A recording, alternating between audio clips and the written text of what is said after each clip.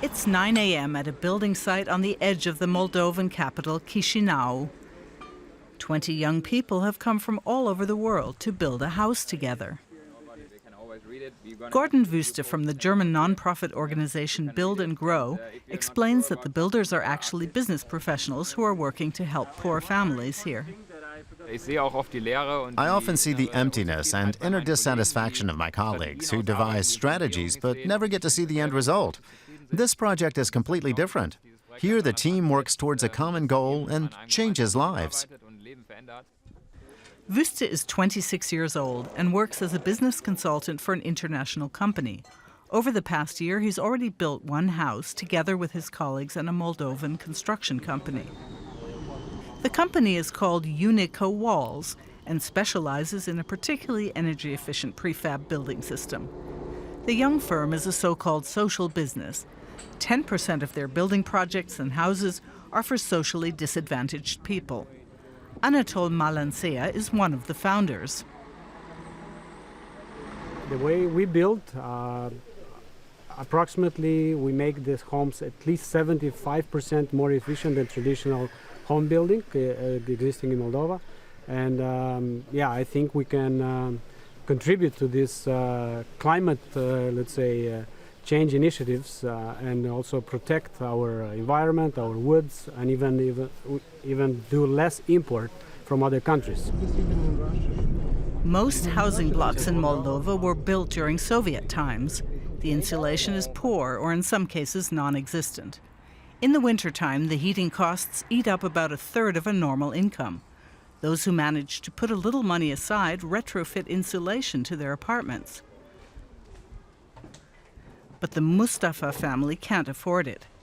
They have 2 children. Their son Adrian is severely disabled and requires round-the-clock parental care.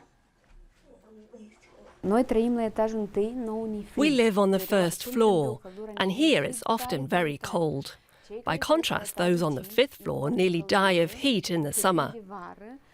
On the first and top floor, there are always problems. Either the roof leaks, or you're plagued by cockroaches, mice and bed bugs because the cellar's too cold. Now the Mustafas will be moving into the new house that's currently being assembled by the business professionals. Their tiny apartment isn't really suited to a disabled person's needs. But the Mustafas won't only have a new home.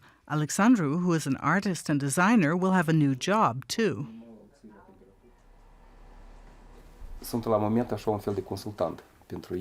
In the future, I'll be working as a consultant for Unico Walls.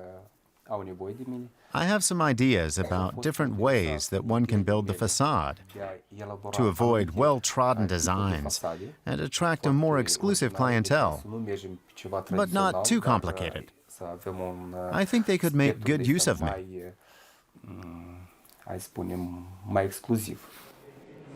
The individual components of the new house are made in a factory in the country's northwest. Alexandru Mustafa has come here to see which facades the company offers so far.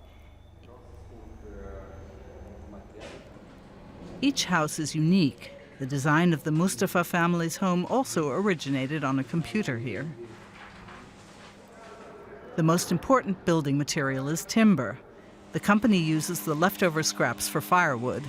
What you see behind me is the stack of raw wood that we import or we either buy it from Moldova. We cut it to exact size for our panels. All the residue wood is used to heat up this entire hall. Each panel consists of a wooden frame which is then filled with polystyrene sheets. It's a plastic, but it's unbeatable in terms of weight and density. Then the panel is sealed with fireproof and waterproof sheeting. Adrian Vonik and his colleagues from Unico are keen to pass on their expertise. So they hold regular lectures at Moldova's Technical University. The university, which is training up the engineers of tomorrow, has made energy supply and efficiency one of its core themes.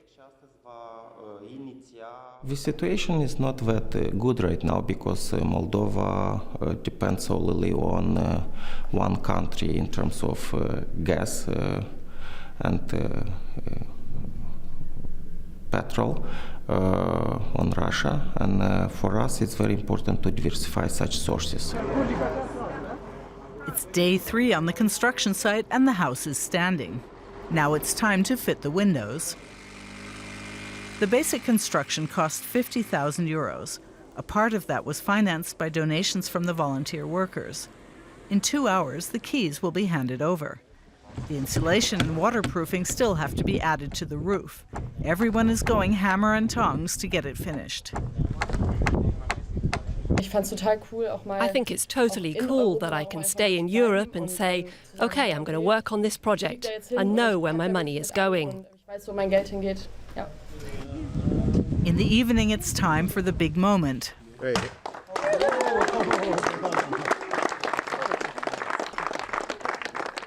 The Mustafa family are given the keys to their new home.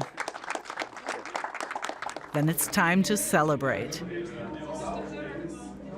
Meanwhile, the family can now inspect their new rooms.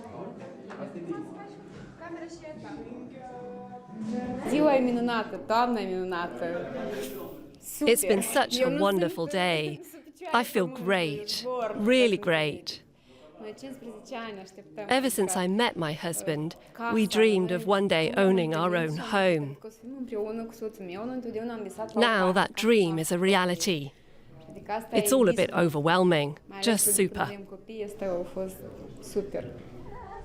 Some of the team want to take part in the next house building project too and make another family happy.